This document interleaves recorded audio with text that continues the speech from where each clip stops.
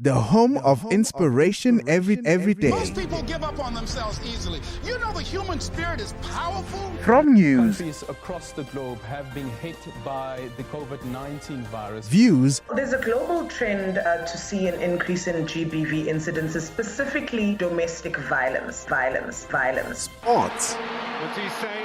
It's a really good ball. It's Shabalala. and music to inspire you every day.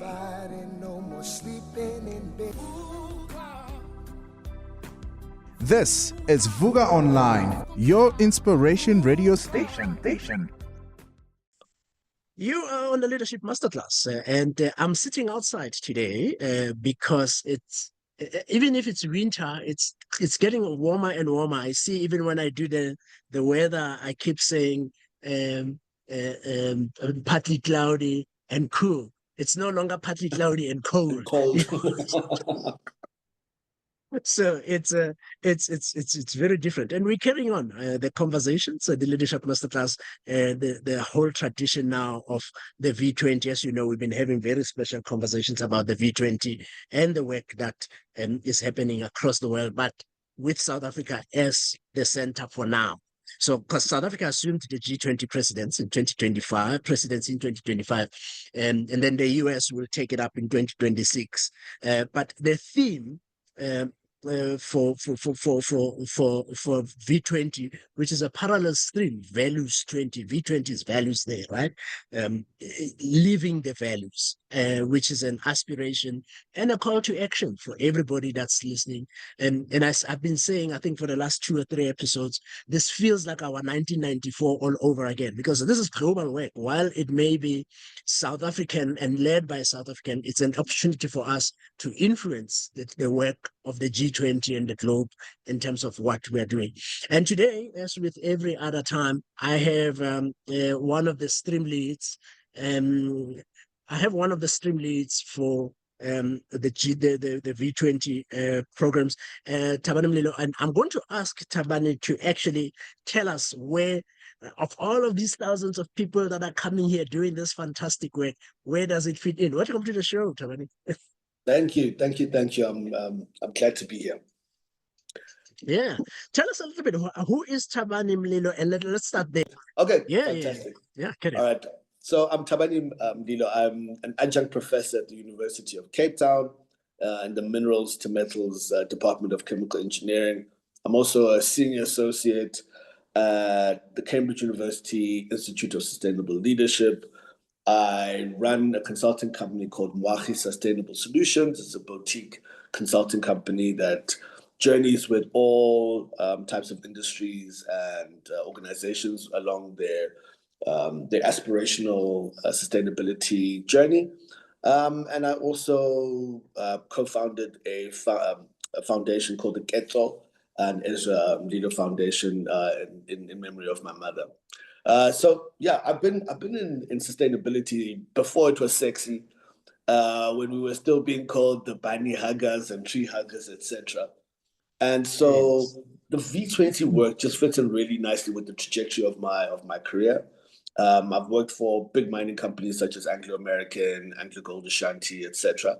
And I've done extensive work all over this continent and globally. And what started to emerge for me as a leader, as a sustainability leader, is that this work it's not always as rewarded as maybe some other professions, but certainly anyone that is in this work has to be connected in 2 ways. Number one, it's a passion. It's got to be a passion, but what feeds the passion is that values-centered mindset around what needs to happen with development, especially in extractives, etc. And so when this opportunity for me to contribute to my nation and to the continent in a very specific way came up, I could only jump at it. Yeah.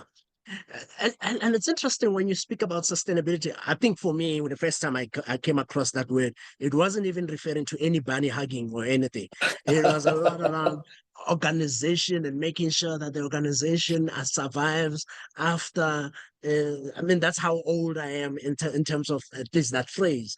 Until then, it started talking a lot more about a more wider concept of sustainability and making sure that not only do organizations live longer than maybe their founders, but how countries are able to sustain, maintain themselves beyond generations and across generations. Is that a fair understanding? I think it is. I think sometimes in this field we get caught up in jargon. Yes. And so I remember my first job was at Sasol. I was privileged for that to be my first role. And I worked for a guy called Mkhalima, who's still at Sasol at the moment. And we were doing something called industrial ecology, which is basically whatever your output is of one system becomes an input in another system. What do we call it now? We call it circularity. So all these terms keep on being kind of moved around. So I would make a distinction between business sustainability and then sustainable development. So from an organizational perspective, organizations are in the game to make money for the shareholders, right? And so that's their fiduciary duty. And so business sustainability is about that. In what we're doing with the V20, I specifically look after environmental sustainability, looking at what that impact is from a social impact perspective and how it needs to filter into our decision making, policy making, etc., around sustainable development. So making sure that all communities are part of an inclusive growth strategy, and building those pillars into how we impact society. Yeah. So I think by now, unless someone has not been following this conversation, we kind of get now the work of the V20 and what it's supposed to do, which is essentially around inculcate the values piece into what is already happening around sustainability and so solidarity and all of the equality stuff that comes with it. When we come back, I want us to talk a little bit about, what does this then have to do with sustainability? Because when someone talks about values, they're thinking about humans, they're thinking about welfare, they're thinking about all of these fuzzy things. But what does this have to do then with sustainable development in this instance? But we are on Leadership Masterclass. We're on Vuka Online Radio. And you can see I'm outside today. So I'm very excited. And we'll be back after this. The home of inspiration every day. Most people give up on themselves easily. You know the human spirit is powerful. From news, countries across the globe have been hit by the COVID-19 virus. Views. There's a global trend to see an increase in GBV incidences, specifically domestic violence. Sports. What's he say? It's a really good ball. It's Shabalala. And music to inspire you every day.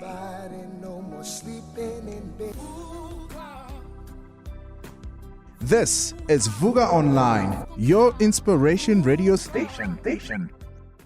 Right. Welcome back, my people. You are on the Leadership Masterclass. We are having a conversation with Thabani Mlilo, who is one of the stream leads, particularly for sustainable development in the Values 20 program that is currently taking place as a parallel stream for the G20. What does this have to do with values and the G20 in this instance? Where do you fit in that noise? That's a very, very important question. I think when I joined a company called Anglo Gold Ashanti, I came in as an environmental person, but the mandate that I was given by my then boss, the fabulous Johan Viljoen, is that a lot of the mining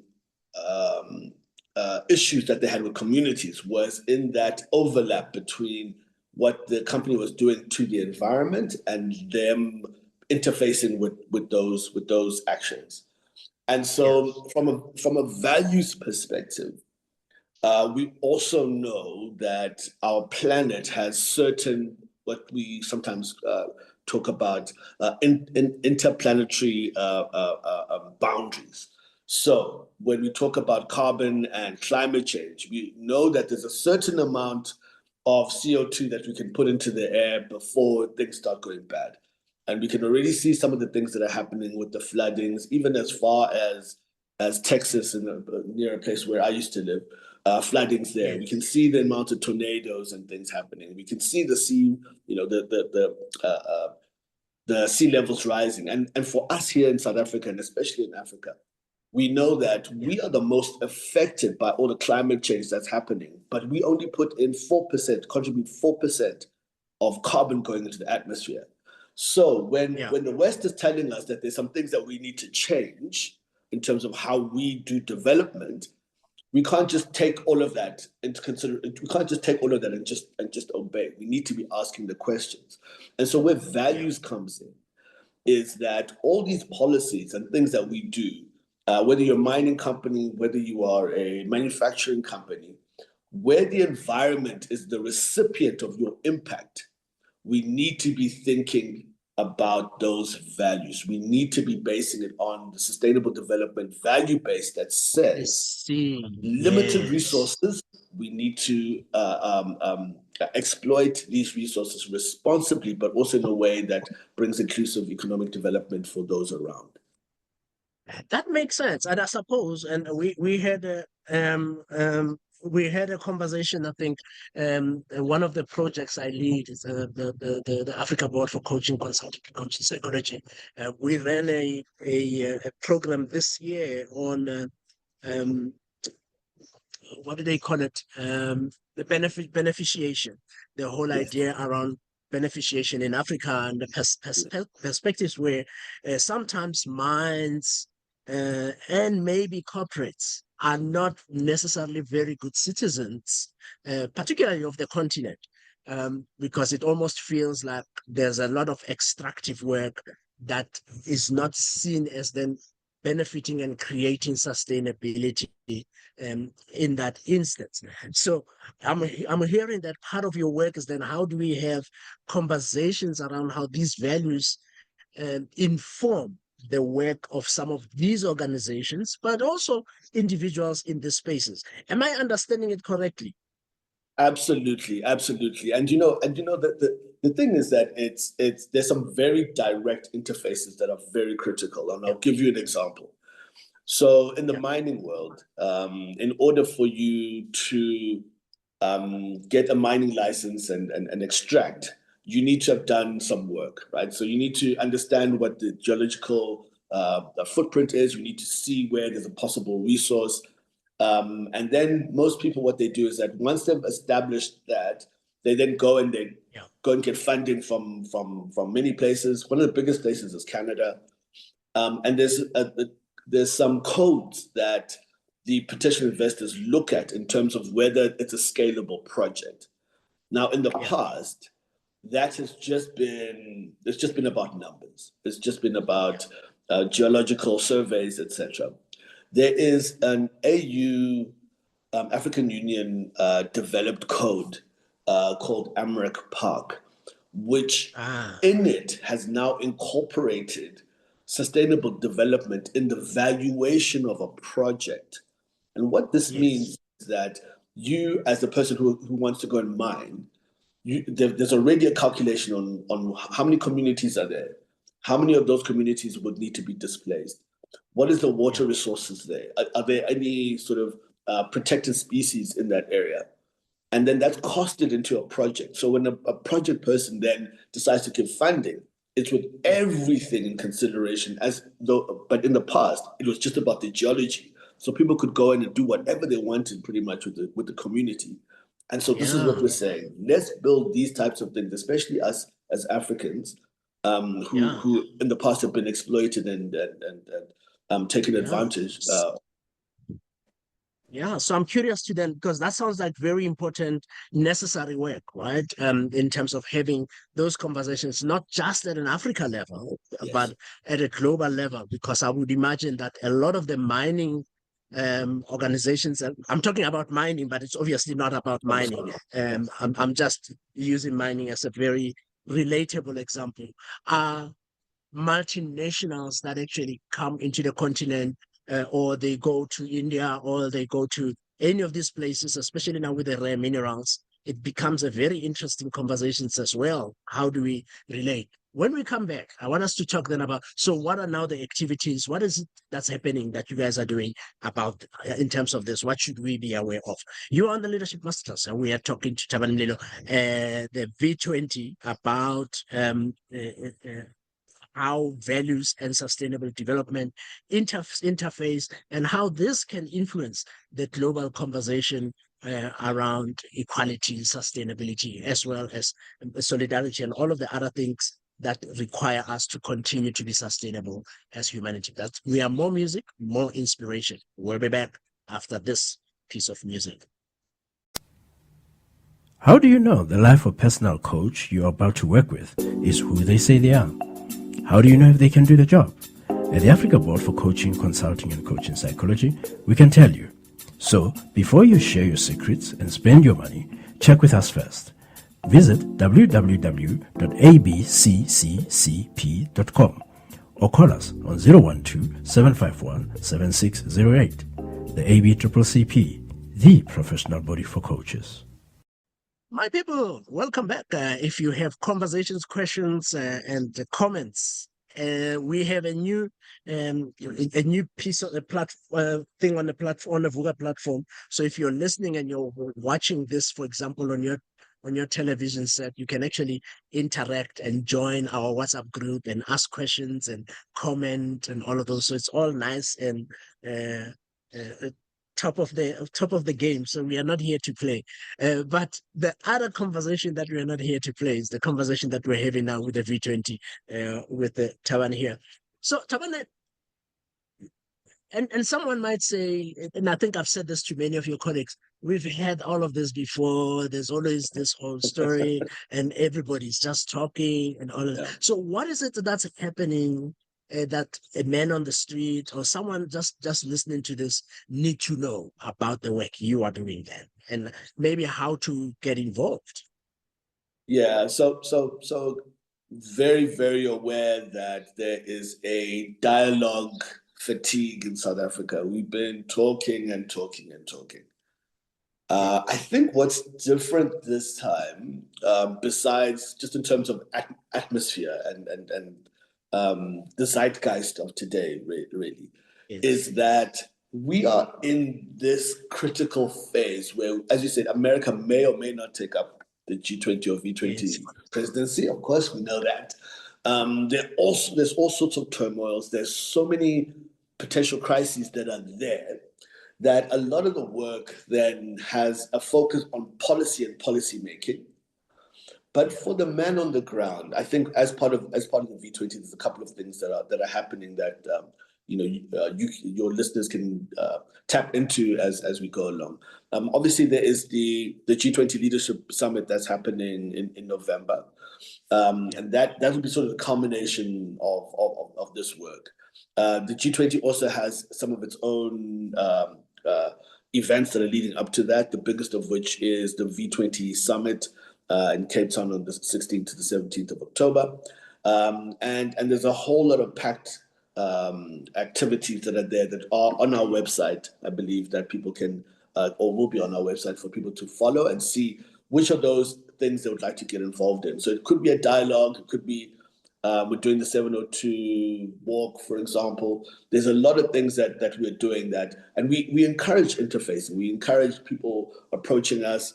A lot of our partners we've specifically chosen partners that do have this reach into our communities, including our rural communities. And through some of those partners, one can get involved in the dialogue. Yeah. And that sounds quite interesting. What I've just realized also is that, well, not just realized, but what just hit me as well is that sustainable development is a massive concept in itself, right? Yeah. Are there any specific initiatives that are taking the bulk of the thinking, the bulk interesting patterns that we need to be paying attention to? Yes, indeed. And I'll probably just give you one, which is what one of our partners is doing, and we're negotiating a number of these. But from a environmental sustainability perspective and social sustainability perspective, we partnered with the UN Global Compact. And the UN Global Compact, the work that they do is really around how the United Nations Sustainable Development Goals, there's 17 of those goals that are there. It talks about how these can be incorporated from a corporate level all the way into an individual level. And so you'll start to see that value-centered leadership decision-making coming through in terms of these SDGs as they're referred to. One more thing that I'll add is that in the past, the V20 work has been a year. So you do a year, you hand over, and the next person does a year. For South Africa, yes. I think one of the things that we are definitely doing to multiply or this impact that we have is that we have a 3-year program.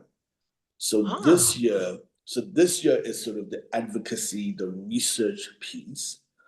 And then there'll be a programmatic rollout in the next 2 years, which will take this impact a lot further than just the discussions and the mindset shifts, which are absolutely necessary. Yeah. You are on the Leadership Masterclass. We're having a conversation here with Thabani about the V20. And I think for me, the work of leadership at the core of it is also around what are the systems, what are the ideas, principles that actually inform the work you're doing. And I think when we talk about a lot of the values around equality and values around solidarity and all of that, they underpin a way of thinking about how you do work when you do work. But what I like is the fact that it's not this project that then at the end of the year we take on the list and say, hey, you know, I was involved in this project. Then we move on to something again, which is a third flavor of the year. When we come back, I want to talk to Thabani around. So, how can you get involved? And my own bugbear question: what is the work of corporates here in terms of their involvement? But we'll come back and talk about that after this.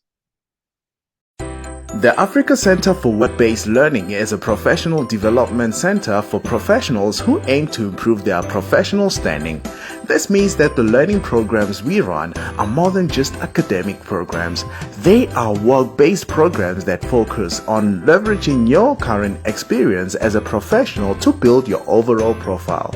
A year down the line, the Africa Center for Work-Based Learning is developing into a preferred center for professional development in Pretoria, with 8 professional development faculties including accounting, teaching, entrepreneurship, as well as IT and many more. For more information, go to acwbl.org or dial +27 12 751 7608. The Africa Center for Work-Based Learning, where work is learning.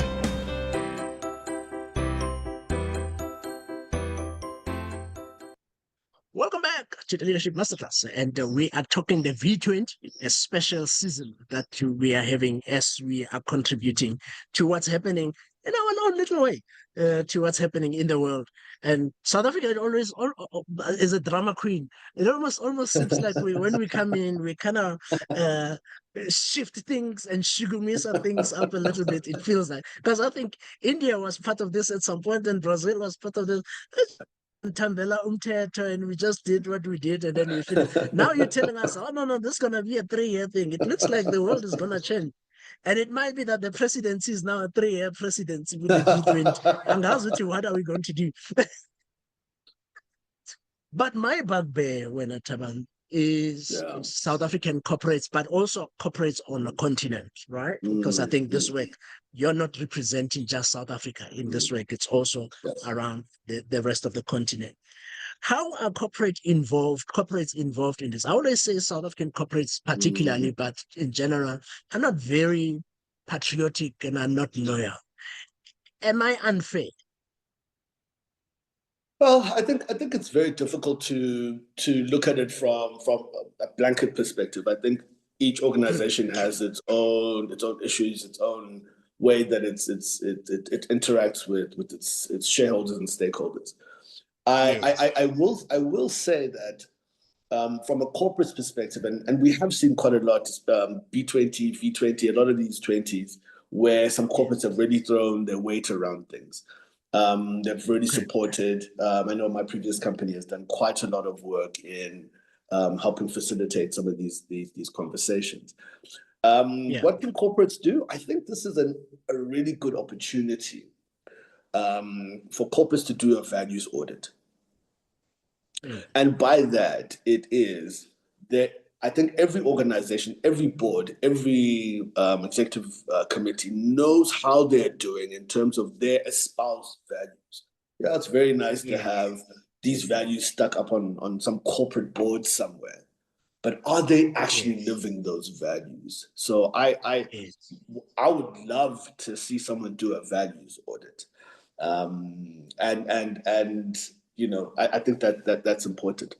I think, but it goes further than that. An organization is made up of individuals, and so we become sort of the living pieces of an organization. And I think for us, in my language, we talk about you know, it's like you need to smell your own armpits. You need to check where you are, right? As an individual, am I living those values that maybe I was brought up with? My grandfather was one of the first Lutheran priests, and you know, those values were really incorporated or embedded in us as his grandchildren. And so whenever we would stray, there'd be something in your mind going, oof, I wonder what Mkulu would say if this is happening. So there's a self-governance values definition that's there. We all, from individuals to societies, all the way to whatever organizations are, we need to be doing those values audits, and we need to be correcting what we see. Doing the things that we're doing well, we need to continue doing them, and then we need to course correct if need be. Yeah, fantastic. I am listening to this. I'm on Vuka Online Radio, and I want to get involved. How do I get involved? What do I do? Absolutely. So there's a couple of interfaces there. So definitely there's scope for people to reach out to us, to reach out to me. I will leave my email address with you. Reach out to me. Reach out to whatever organization in your area is doing some of that work. There's a lot of community interface with the V20, even down at rural levels. And then go onto our website and go and have a look at our website and reach out to someone. I know I think there's a contact details there for people to get involved. But more than that, it's this. Do your values audit for yourself. See where you are. Number two, these things are very clear. Equity, solidarity, sustainable development, those things are there. What are you doing in your life that promotes things like recycling, for example? We talk about, you know, in our communities, are you just throwing papers away? Like, what is that stewardship that you can do at your level that shows that you're not just, you know, you're conscious of that the fact that our planet needs to keep going, and we need to look after it. That stewardship approach. What are we doing with those things? Yes, yeah, I like the pragmatic example you've just given, right? Because when you think about each of the values, there are behaviors that are around it, and I think if you're thinking from a sustainability perspective or sustainable development perspective, there will be linked behaviors, like you've just said, having to think about your neighbor, and as you're doing. That I think many years ago we had one of those things that we call CB-Can, and then we would wake up on a Saturday morning and all of us would be carrying plastic bags and running around and cleaning our neighborhoods and just making sure that our neighborhood is good. You talked about the floods. I think we've lost that culture where if ubona ibonda your neighbor there is like falling apart, everybody comes and bring with bricks and all of those things. We put moats around because we know that in that area. And you see people building in specific areas where they're not supposed to build. As much as we just leave them there. And then the water comes and then they've built below the water line, and then we didn't say anything. Because it's none of our business. So I like that example there. Any closing words? Anything I haven't spoken about? Because I'm just asking you questions based on what I know. As we wrap up, any closing words or anything I haven't spoken about you want us to touch on? First of all, thank you for the opportunity to have this conversation. And as I said, the public should just watch out for some of these events that are coming up. Feel free to reach out to me or to some of my other colleagues about getting involved. But one of the last anecdotes that I'll leave you and your listeners with is this concept of Ubuntu. Yes. Of all the principles that we've been speaking about, and maybe I should use myself as an example. Yeah. The one that seems to generate the most angst, I would say, in the Northern Hemisphere is this thing of Ubuntu. Why? Because it says that I have to, as you say, look after my neighbor. And in communities where we're very individualistic, the concept of Ubuntu then becomes almost that thorn in the flesh, as it were. And for me, what that signals is that we're actually on the right path. Let's forget what we thought we knew about Ubuntu, because we all know about Ubuntu, but you only know something as well as you are implementing it. Yes. And that's something that us in our DNA as Africans, whether I've been to Ethiopia or to Nigeria, Ghana, all these places, this concept of Ubuntu is something that's very real for ourselves. And that's what I want to leave your listeners with is that idea of let's implement Ubuntu in wherever we are. Yeah, and it's something that you cannot be taught, right? Because it's technically that's what we get born with, but somewhere we forget as we grow up. Thabani, thank you so much, man, for your input and all of that, the work that you guys are doing. www.values20.org is where you can go to go and check out some of the details of what everybody is doing. Values 20 organization, everywhere else on social media. Connect with the initiatives. Let's not sit on the side and say, we don't know what they're doing. Let's be part of it because this is the part of the way. Once again, thank you, Thabani. Thank you. You've been on the Leadership Masterclass, and we have been talking about sustainable development and the Values 20. I'm looking forward to seeing how this actually pans out around October, because I want to catch up with everybody to see what is the work. And I'm sure you as the listener out there, you'll also be able to tell me because you were involved. See you again next week. The home of inspiration every day. Most people give up on themselves easily. You know the human spirit is powerful. From news, countries across the globe have been hit by the COVID-19 virus. Views. There's a global trend to see an increase in GBV incidences, specifically domestic violence. Sports. What's he say? It's a really good ball. It's Shabalala. And music to inspire you every day.